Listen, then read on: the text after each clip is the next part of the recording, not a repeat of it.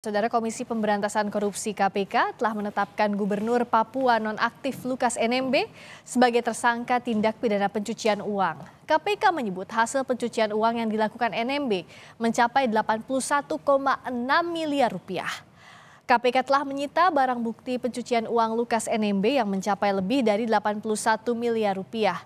Bukan hanya uang tunai, KPK juga melakukan penyitaan terhadap berbagai aset milik Lukas NMB yang berasal dari tindak pidana korupsi, di antaranya apartemen, logam mulia, tanah, hingga mobil mewah.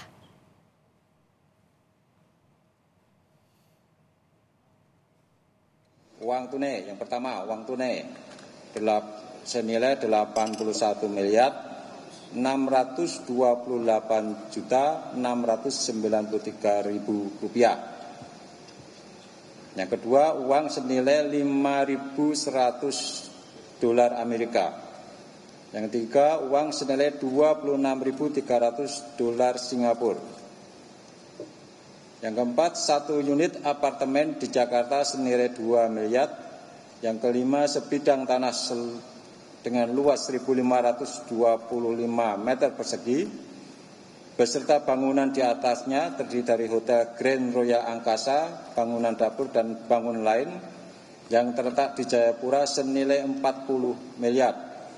Yang keenam, 1 bidang tanah berikut bangunan rumah tinggal di Jakarta senilai 5.380 juta.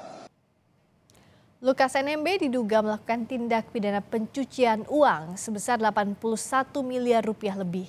Komisi Pemberantasan Korupsi atau KPK juga menyita aset, diantaranya logam mulia, aset tanah, hingga mobil mewah. Gubernur Papua nonaktif Lukas NMB juga tengah menjalani sidang terkait dugaan kasus suap dengan total 45,8 miliar rupiah dan dugaan kasus gratifikasi mencapai 1 miliar rupiah. Gubernur Papua nonaktif Lukas NMB telah ditetapkan sebagai tersangka tindak pidana kasus pencucian uang atau TPPU. Barang bukti uang hasil korupsi Lukas NMB dipamerkan oleh KPK yang jumlahnya mencapai lebih dari 81 miliar rupiah. Hal apa saja yang diungkap KPK dalam kasus ini? Sudah ada jurnalis Kompas TV Nanda Aprilia. Nanda, uang senilai 81 miliar rupiah yang disita KPK ini berasal dari mana saja di kasus TPPU? Ya Friska, tadi belum dijelaskan secara spesifik sebenarnya sumber uang dari tindak dugaan TPPU yang dilakukan oleh Lukas NMB ini dari mana saja. Ditegaskan tadi oleh Wakil Ketua KPK Alexander Mawarta, hingga saat ini memang pihaknya tengah atau masih mengusut dari mana sumber-sumber tindak pidana pencucian uang ini untuk Lukas NMB ini berasal.